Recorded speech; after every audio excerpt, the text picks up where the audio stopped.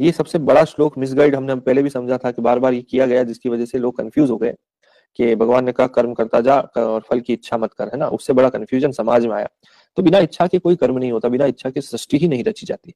तो परंतु समस्या वहां आती है जब आपकी कोई इच्छा है कुछ करने की, और उसके लिए आप कोई एक्शन नहीं ले रहे, कोई क्रिया नहीं कर रहे, आप कंफ्यूज हैं कि करूं या ना करूं, करूंगा तो कुछ गड़बड़ हो जाएगी, उसमें अहंकार आता है जो आप कह रहे हैं। वहां आपका अहंकार इतना बड़ा है कि आप जो है फेल होने के डर से ही रुक गए, है ना।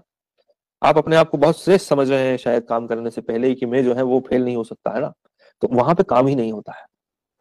अर्जुन तो अभी इतने कंफ्यूज है कि वो फेल हो या पास हो दोनों में ही दुखी है ना। वो अवस्था भी मनुष्य की आती है कभी कभी।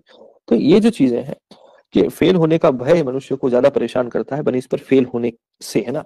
वो प्रयासरत नहीं है। फिर दूसरी चीज, हाँ, तो उनको ज्यादातर लूजर बोला जाता है। जो आप जो जिसकी मैं बात कर रहा हूँ, लूजर कौन है? जो तो कुछ चाहता है उसके लिए कुछ किया ही नहीं है ना। उसके लिए कुछ क्रिया ही नहीं करी, उसमें इतना भय था ना तो वो समाज से लड़ सका, किसी चीज में लड़ना पड़ता है, किसी चीज में खुद से लड़ना पड़ता है, किसी में जो है आप जो चाहते हो करने के लिए पूरी दुनिया से भी लड़ना पड़ सकता है। तो ऐसे भी लोग हुए हैं ना संसार में। और कुछ लोग जो है वो अपने से ही नहीं लड़ पाते, दो लोगों के कहने मात्र से ही जो है उस क्रिया को नहीं कर पाते, वो लूजर है। फेल जो कोई फेल हो गया, परंतु फेल होने पर बैठ जाने वाले को लगता है कि यही सृष्टि है, तो वो अज्ञानी है।